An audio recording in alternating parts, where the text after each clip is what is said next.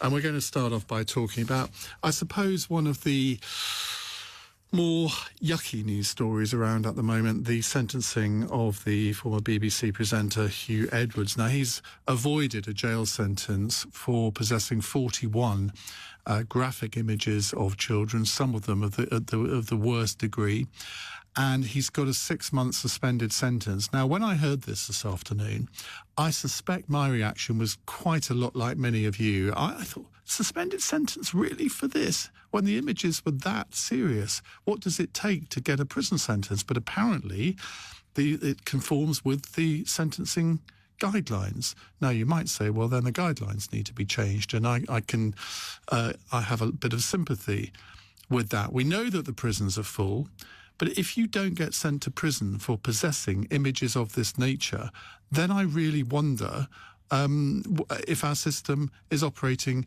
in the correct way at the moment. So, very simple question. Is this sentence the right one? And if it isn't, what would be the right one? I mean, it's possible to make all sorts of suggestions as to what kind of sentence somebody convicted of this sort of crime should get. And look, on a basic human level, I mean, Huw Edwards has suffered from mental health issues, not just in recent years, but going back. Well, Kotrie joins me now, Director of Mary Monson Solicitors, who represents clients accused of serious sexual crimes, including sexual offences. Liam, very good evening to you. This sentence, as I said earlier, I thought was pretty weak in many ways, but I understand that it is quite normal and it does follow the government sentencing guidelines. It does, and in fact, I've dealt with hundreds of these cases, and it's almost unheard of that someone on the first occasion being convicted of possession or making indecent images, including Category A images, go to prison on that first occasion. What is very unusual in this particular case is that the matter remained in the magistrate's court.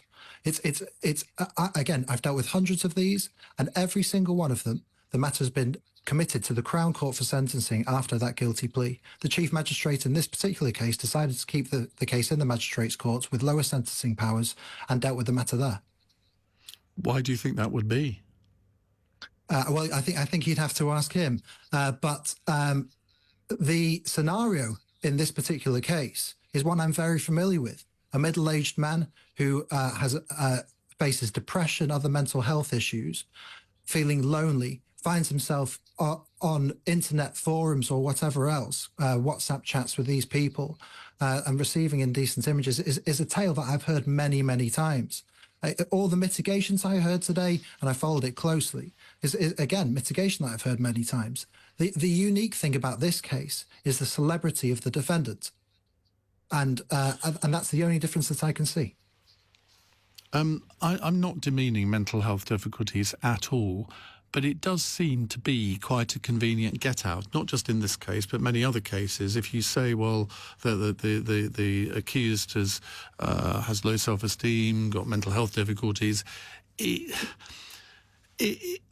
almost diminishes the importance of what they're accused of. Well, it's there, and it should be mentioned. It's not. Forgive me, but it's not a get out. He's not been found not guilty as a result of these mental health issues. He's been convicted. He's been convicted of a serious offence for which he will be placed on the has been placed on the sex offenders register. Something that he will remain on for 7 years. He'll be well supervised during that time. His life has changed irrevocably.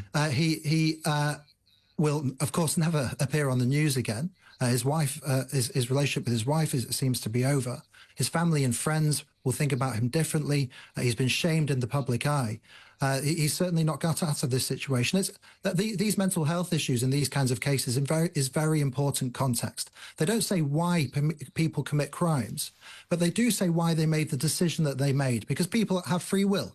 They make these decisions. They have the option whether to download images, whether not to. And when they do it, they are guilty. But the background to that decision-making is important in that sentencing procedure. Just finally, what responsibility do companies like Meta have for these images being shared on platforms like WhatsApp? I think they have a huge responsibility. The way indecent images are shared nowadays is almost solely through the internet. WhatsApp. Kik is another messaging service which is notorious for this kind of behavior. They do have a very important role, but of course, privacy is also very important as well. And weighing both of those against each other, one has to be very careful. It's almost always the case when people are arrested for these offences and investigated that it's a tip-off from an internet service provider, something like Google Drive or Microsoft OneDrive, whatever these things are called. They tip off the police. So it's very common that these services do tip off the police, and that's how the police receive this intelligence in the first place. Liam, thank you very much indeed. That's Liam Kotrie, Director of Mary Monson Solicitors.